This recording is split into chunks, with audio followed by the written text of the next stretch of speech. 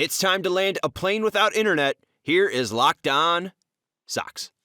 You are Locked On White Sox, your daily Chicago White Sox podcast. Part of the Locked On Podcast Network, your team every day. Welcome into Locked On Sox. I'm your host, Sean Anderson.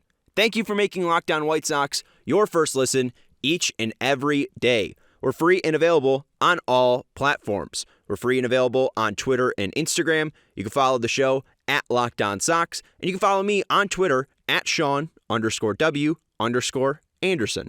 In the biz, we call that little thing, before the intro plays, before like the Locked On Sox thing plays, a little bit of a cold open. And in the cold open, I said we're landing a plane without internet today. And if you're in the Chicagoland area, and I know not all of you are, I know we got Lenny out in SoCal, so he's probably not even experiencing snow right now. But we just got our first snow of the year here in Chicago. And with that lovely, lovely snow that I so much appreciate, it knocked out the internet. So I wasn't able to record at our scheduled time of 2:30, and I was supposed to have Mike Rankin on the show. His internet was ready, he was all set to go, and mine was not. Then about 3:30 came around, and my internet came back on. I text Mike, hey, I'm ready. You want to jump on? And Mike says his internet's out. So we are dealing with Mother Nature here. I wasn't planning on doing a solo episode today, but thankfully we have a lovely bunch of you that love to contribute to our show. So I do have some people to talk to. So I'll be talking to Mark in Litchfield Park, and Mike from Indy wrote in for the first time. So we're excited to hear from him. If you want to call in or write in, you can call at 312-566-8727, or you can write in at lockedonsox@gmail.com. Let's give you a quick little rundown before we get too far in this show. We will start with Mark's voicemail, and we're going to continue our Mark Buehrle discussion. Then we'll go to Mike's email, which is also kind of a preview for hopefully Friday's show. Listen to that because we will need you to write or call in. Again, 312-566-8727, or you can write in at lockedonsox@gmail.com. And we will wrap up the episode with me giving my thoughts on Jeff McNeil as a possible trade target for the Chicago White Sox. We good? We ready? You guys ready? I think you're ready. You have no choice to be ready because now we're going to go out to our friend, Mark in the Park. Hey, Sean, Mark in Litchfield Park. Calling about Mark Buehrle and his Hall of Fame candidacy. One thing you didn't mention about stats, and I guess this stat's been tossed out into the trash, but quality starts. I'm pretty sure he led the league for quite a number of years in quality starts. I don't know. I think that's important to me. It seems to be important now. Got to get through 6 innings so you can get to the back end of that bullpen, but that seems to be a dead issue. Also, the fact that Buehrle had to face down a lot of these guys in the steroid era. I mean, I know they started testing at a certain point, and there were still guys getting caught. So if a guy like Ortiz or Alex Rodriguez gets in, how do you factor in the reality that Buehrle had to face guys that were juiced? I don't know. It seems like a quagmire and a mess, but I think he's a Hall of Famer. I think he was the best pitcher of his kind in his era. You stated the fact that he wasn't a power pitcher, and that's absolutely the truth. Maddox was early in his career and then switched to being the kind of pitcher Buehrle was, a pinpoint, kind of junk baller. Buehrle certainly doesn't have the numbers that Maddox has, but same kind of pitcher, and I think he's deserving. So thanks. Bye. Thank you as always, Mark, for calling in, and you sent me down a little bit of a rabbit hole. Today, I didn't think I'd be going down a rabbit hole of quality start data, and I found out that quality starts aren't even tracked by MLB.com, Baseball Reference, or Fangraphs. I had to go to StatHead, which is a part of Baseball Reference, which is their premium subscription where they allow you to have all these search tools. So that's how I found all this quality start data, was due to StatHead, so shout out to them. My first thought of when quality start is mentioned, I think of my job, because every single quality start by the Chicago Cubs is presented to you by Benjamin Moore, Quality Paints, and I will never forget that. Some people will never forget, the first time they hold their son or daughter. I will never forget the quality start read from the Chicago Cubs radio broadcast. It's very, very, very, Very special to me. But quality starts, again, I mentioned not a stat that's tracked by Baseball Reference or Fangraphs. And the reason I didn't really think of it for bringing up for Mark's case was it just didn't. It was never it's never a stat I go to. I don't think it's a stat that historically tells you how great a pitcher is. So I just try to avoid it. Wins, losses, quality starts. Not everything is truly in that pitcher's command. And also, I mean, you can have a quality start that you go exactly 6 innings and you give up 3 earned runs, but also your runs allowed was 10 in that start. So it's really just the arbitrary. So someone DM me saying that I said casted instead of cast, which totally fine. Please correct my grammar. I am horrible with it. And I don't understand right now how to say the arbitrary nature. Maybe that arbitrariness is probably not a word. So the arbitrary nature of earned runs versus just runs allowed. So quality start doesn't tell you enough of a picture. And that's why I didn't go to Mark Buehrle's quality starts before then. But let's go down Mark's thought process here. He thought and he thinks that Mark Buehrle was a leader in quality starts for a majority of his career. And Mark, I gotta say, your hunch was absolutely correct. First, let me give you some background because there is, I think, a tie here between the creation of the quality start and Tony La Russa. So I don't think it's exactly, 1A to 1B, or I don't think it's exactly cause and effect here, but the stat was created in 1985 by John Lowe. He was a writer for the Philadelphia Inquirer. A quality start was defined by John as a pitcher who threw 6 or more innings and allowed 3 earned runs or less. John said he picked 6 innings because Whitey Herzog used to say, "I want my starting pitcher to go out and give me a good 6 innings." And John thought that 2 earned runs was probably too small of a bar and that 4 earned runs was too much. I wish I was kidding. It just absolutely numbers picked out of thin air. So you can just see in the history of the actual stat, it's made up, it's arbitrary. None of it actually truly means anything yet. And to give a little bit of credence to the stat, this is from a 2014 article written by Jay Jaffe for Sports Illustrated, and he said, historically, teams receiving quality starts win around 2/3 of the time. For post-1960 expansion era, their winning percentage is 67.4%, and then for 2014, when this was written, it was 66%. So you can just see that even though it's arbitrary, if you get a quality start, you're going to win 66% of the time. Now, I don't know what the stat is when both guys throw quality starts, but that's not why you called. You called about Mark Buehrle. On the page on MLB.com that defines quality start, they say a pitcher has 2 jobs: to prevent runs and get outs.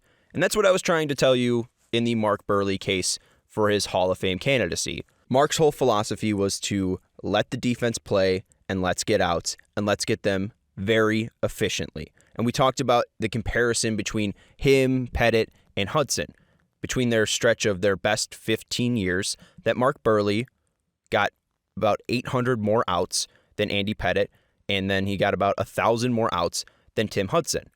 Just trying to show the quality, the volume that Mark Buehrle got in his short 15-year career that accumulated about 60 WAR. Buehrle would give you innings, and he would do his darn best to keep the ball out of the middle of the plate. He would try to pick those edges and create weak contact that would allow the defense to pick up behind him. I don't have this stat, but I would assume that Mark Buehrle's career strikeout total, if he ever gets elected in the Hall of Fame, is definitely within the bottom 10%. That wasn't his game. He wasn't looking to dominate you. He was just looking to get outs. Buehrle had 493 career starts. 304 of them were quality starts. 61.6% of his starts were quality starts. Over those 304 career quality starts, he was 186-49 with an ERA of 197 and had 31 complete games. For this segment here and for this exercise, we're going to be looking at the years 1984 to 2015, and that is 84 being the first year that Roger Clemens made his debut, and 2015 being the last year Mark Buehrle played. So we're looking at basically the current Hall of Fame candidate's career. 1984 was the start of Clemens. Burley put the bookend on that in 2015. I hope that makes sense. And that season range, 84 to 2015, will not just include candidates that are currently on the ballot, right? It's not going to just be Schilling and Clemens and Burley and Pettit and Hudson. There will still be guys that are already in the Hall of Fame, like Maddox, who pitched during that time. This is truly to show you where Burley ranks in career quality starts from 1984 to 2015. From 84 to 2015, Mark Burley ranked 8th in that span in quality starts. Now, not to get too sidetracked here, but quality starts, again, are defined by 6 or more innings pitched with 3 earned runs or less allowed in one start.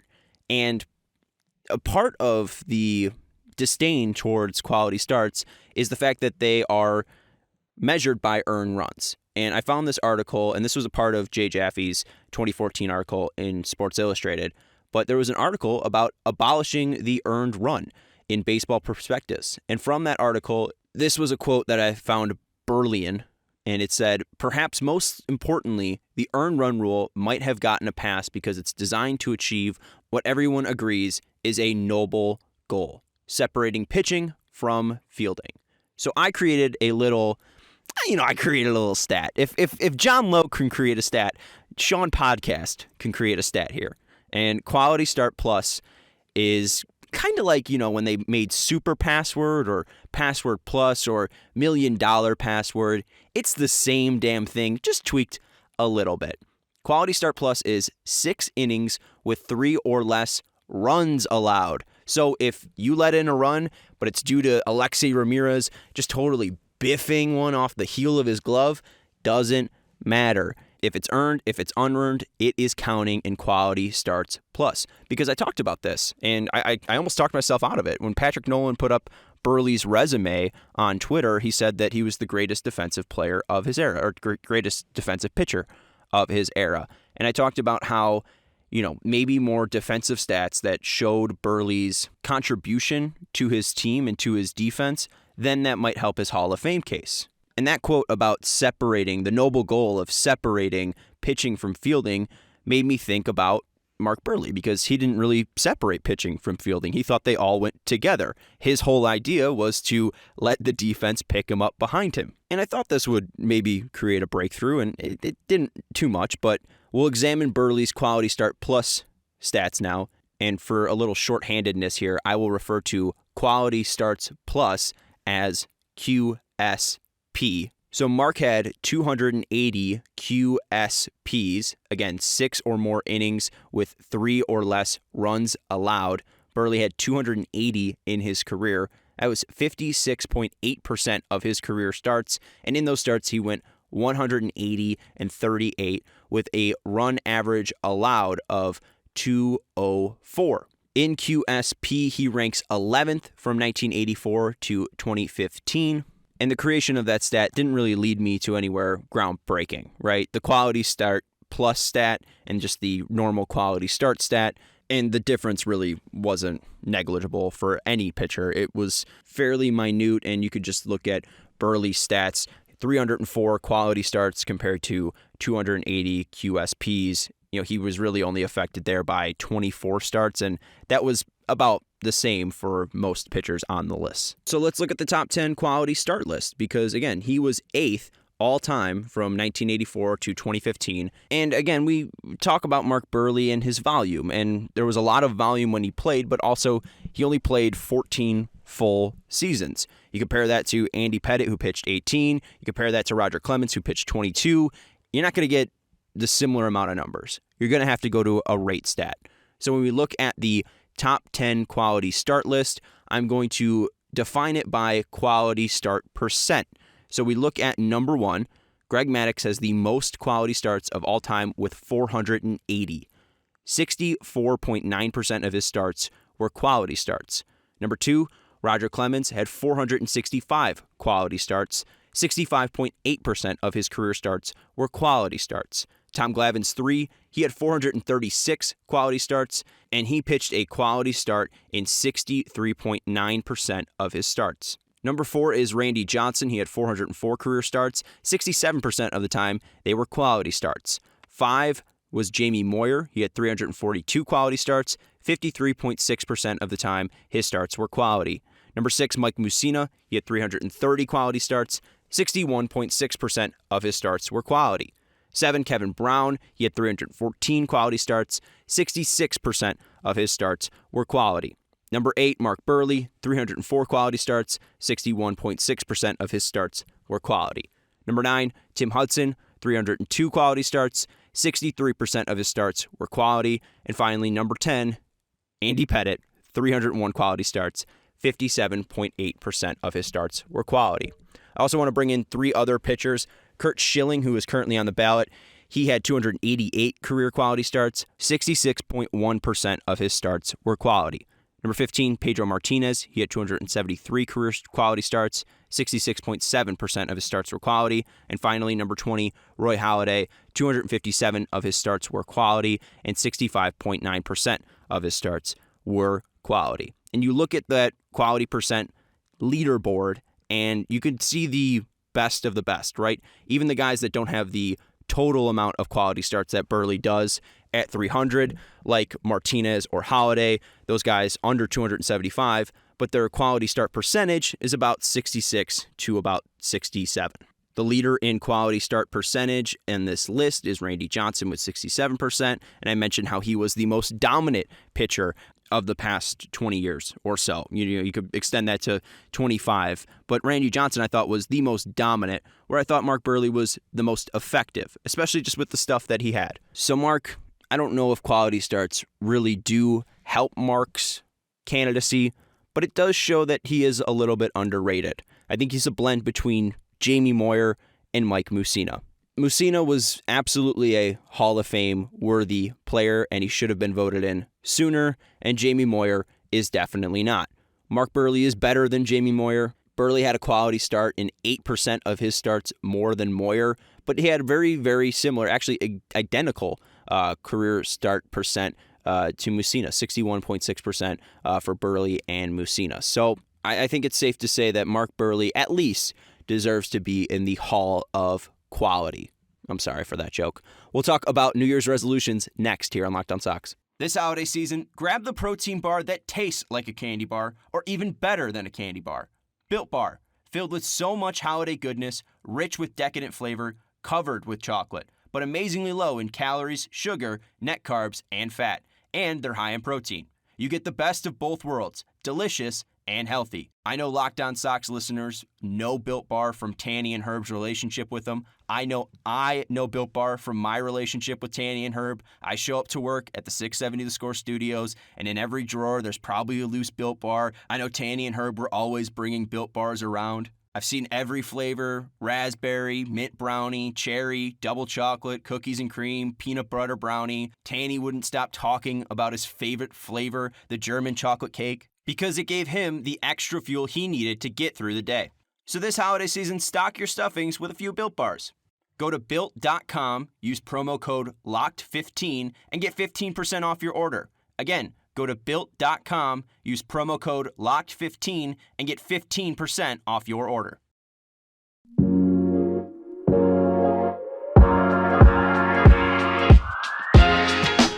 Thank you for making Locked On White Sox your first listen each and every day. We're free and available on all platforms.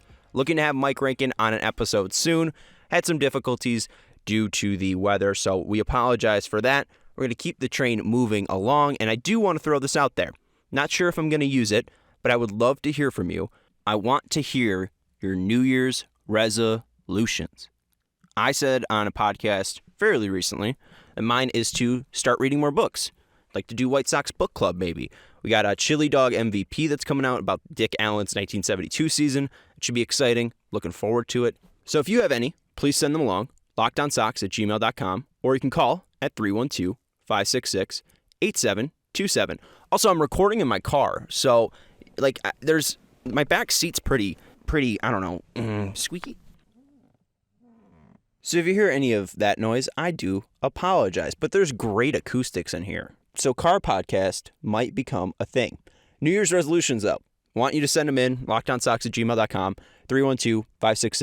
8727. And this idea is coming from good old Mike in Indy. And Mike tried to get in a Christmas wish into Shanta. And do you know what? I'm feeling still in the holiday mood, so we'll grant his wish. Mike wanted 3 things. Mike got a little greedy. He wanted a stocking stuffer, he wanted something under the tree, and he wanted a big surprise in the driveway. You know, who doesn't want the 2022 Kia Sorento in the driveway with the big red ribbon on it? We all get it. But Mike wanted Kyle Schwarber in his stocking stuffer. I don't think he's going to fit Mike. But Mike explains that he doesn't understand why fans are still debating the right field situation. This is the guy, right? Lefty bat that hits absolute nukes. Yeah, he might not be a gold glover, but thankfully we have 2022 Platinum Glove winner Luis Robert in center field. Insert clip of Robert robbing Eloy from a routine fly ball in left field.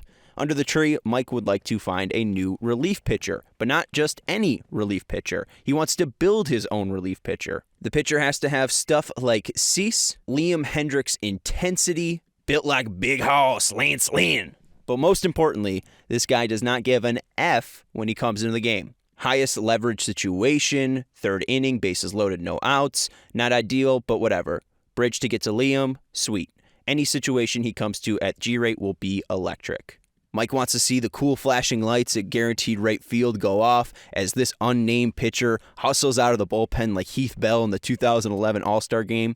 Fantastic reference, by the way. And only needs 1 warm-up pitch and he's ready to go. Mike is unsure of the walk-up theme for the reliever. He says he wants something to get the fans involved, like 7 Nation Army. He asked for my suggestion, but as a perfectionist, I actually can't give you that answer because I will think about it for hours. I've been thinking about my own walk-up song for my entire life, and I still can't pick one. It's such a tough choice. Somebody who worked as a DJ, a radio DJ, you want to play the perfect stuff at the right time.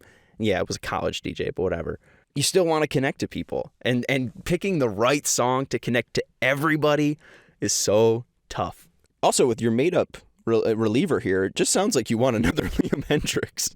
He has stuff that's not exactly similar to Cease, but it's close, and he already has the intensity like Liam Hendriks, and I don't want to say that he's built like Lance Lynn. No one's built like Lance Lynn, but he's not, Garrett Crochet out there. He's not some stick. And finally, Mike, out in the driveway, wants no injuries. He's fine if there's some 15-day IL stints, but no long-term season enders or 60-day. And honestly, Mike, it sounds like the way you were writing about the fake reliever you probably want him out in the driveway, right? You put a big bow on him, and the White Sox uniform, all your neighbors can come out. Oh, did you get the new White Sox reliever?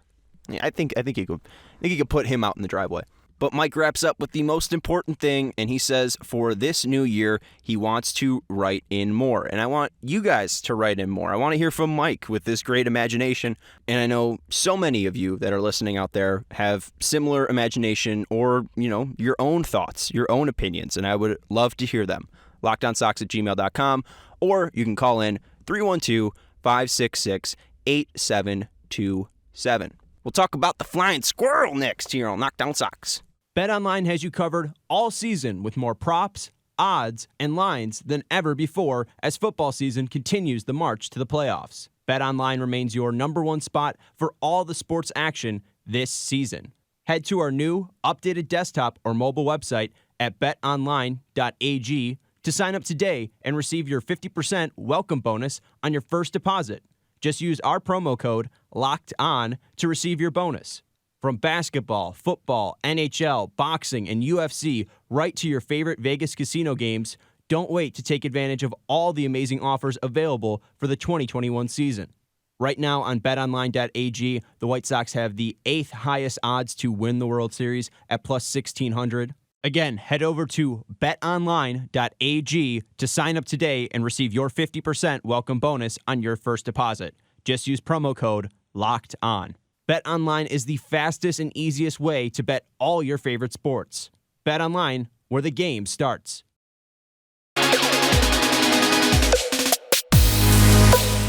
This is going to be, any Kyle listening to this episode is about to catch a stray, but my first car, his name was Kyle because Kyle was a piece of and one day, Kyle had to go up to the big car farm in the sky, and my mom then passed along her car down to me, and it was a 2010 Toyota Corolla. And it had a sunroof, and was really nice. I mean, it was a clean car, and it was very efficient, like, I don't know, Mark Burley. So what do you name a car that's the exact opposite of Kyle? You name it Mark. And I drove Mark, and Mark was a great car, and then about June of 2021, I get into an accident. Car gets totaled, and I'm absolutely bummed. I lost my efficient machine, my Mark. And I go car shopping, and I'm looking, and this is during the car crisis where there's no car chips, so there's nothing new, and all the used cars that are fairly decent are gone by now, and anything else is, really just not the best solution for me. So my mom and I are car shopping, and we go out, and we go to this last place. We go to one last Toyota dealership, and we weren't looking for a Toyota. I was just looking for a car. And I show up to the lot, and we're looking around, we're looking in the back, and the guy's like, yeah, we don't have a lot. There's not a lot here. And we start walking towards the front, and I'm just standing there, and I look to the left, and I look down, and there's Mark. There's a 2010 Toyota Corolla with no sunroof, so it wasn't exactly the same car, but same color, same year, same make, without a sunroof. And here I am sitting in the backseat of Mark II, trying to talk myself into the White Sox trading for Jeff McNeil. Before 2021, MLB Network ranked McNeil at 35th in their top 50 players in the MLB. He is 30 years old. He's entering his 5th year in the league. He's a left-handed hitter who throws with his right hand. He is 6 feet tall, 1 inch, and a $195. He was a 2019 All-Star and finished 6th in the 2018 Rookie of the Year voting. And he has a cool-ass nickname. Jeff McNeil is the Flying Squirrel. This offseason, one team with a strained budget looks to find the solution for 2 positions with 1 player. Jeff McNeil is the Flying Squirrel. Right? I mean, it could happen. I could see it happening. I could see Jeff McNeil in a black and white pinstripe jersey. Let's talk about him a little bit. Right now, he doesn't have a contract, and after the season, he has 2 more years of arbitration left. So no huge budget concerns necessarily, right? You're not taking on a large contract. It's something that would change year to year, but you can always reassess when it comes to the next time for an arbitration hearing. Like I mentioned, in 2019, McNeil was an all-star, and he was pretty good in 2020, 2019, and 2018. However, in 2021, he hit a batting slump. Career low batting average, career low OBP, career low slugging percentage, career low OPS plus, career low weighted runs created plus. He struggled. And I'm not saying even a little bit. His career low for his batting average this year was 251. His previous low, 311. His prior low for OBP was 381. This year, it was 319. Not good, Bob. However, McNeil is a positive defender. In left field last year, he was worth 1 out above average. That was on 53 attempts, so fairly small sample size. But at second base, his more primary position, where he had over 200 attempts, he was worth 4 outs above average. His career in left field, basically pretty neutral, 0 outs above average, but he's improved from year to year. He was a negative in 2019, and then in 2020, he was neutral, or I think he was at least worth 1 out above average. For his career at second base, 7 outs above average, which is about 15th in the major league since 2018, which isn't great, but it's better than Cesar Hernandez's, so you're still getting an upgrade from what you had last year. And he does have some positional flexibility. McNeil has played third base, but only appeared at third base twice in 2021. And I'm sitting here mainly thinking that he'd be fine in a White Sox uniform. I wouldn't love it. I wouldn't hate it. And I'm a little confused on why he's really available. The Mets have Francisco Lindor. The Mets have Robinson Cano. And the Mets just signed Eduardo Escobar. And bringing up Francisco Lindor, there's a report from the New York Post that Lindor and McNeil got into an altercation during the season. Remember the whole thing where there was a raccoon in the clubhouse? Apparently, they lied about that. And actually, on May 7th, there was an altercation. And then in the tunnel, Lindor grabbed McNeil by the throat. They said there wasn't an altercation, but the New York Post is reporting that there was. And this was over defensive alignment issues that Lindor had with McNeil. So if you are wondering, and like I was wondering, why they'd be looking to move Jeff McNeil it might be because of clubhouse issues and the guy that they're paying $300 million to. So to circle back, should the White Sox trade for Jeff McNeil? And as I sit in Mark 2.0, I'm going to say that they probably should, just because I'm not sold on Leury Garcia as the starting second baseman. Jeff McNeil, I could see it a little bit more. And the fact that he's a left-handed bat gives you more diversity in the lineup. I think a great thing about him, too, is that even though his batting average and OBP was down, he's still a guy that sees a lot of pitches, fights off a lot of pitches, and coming to guaranteed rate with this right field could be a benefit. He had 23 home runs in 2019, so I wouldn't be against Jeff McNeil as the White Sox starting second baseman in 2022. Let me know your thoughts on Jeff McNeil. Do you like it? Do you not like it? 312-566-8727, or you can write in at lockedonsox@gmail.com. This is Locked On Sox, your first listen every day. Friday, I am hoping that our internet issues will be solved between Mike Rankin and I. Maybe we can do it at work, and hopefully on Friday, I'll be bringing you a conversation with Mike Rankin. But if not, get those New Year's resolutions in. LockedOnSox@gmail.com or call 312-566-8727. Now go make your second listen Locked On Bets, your daily one-stop shop for all your gambling needs. Locked On Bets, hosted by your boy Q, with expert analysis and insight from Lee Sterling. It's free and available on all platforms. I will talk to you on Friday on Locked On Sox.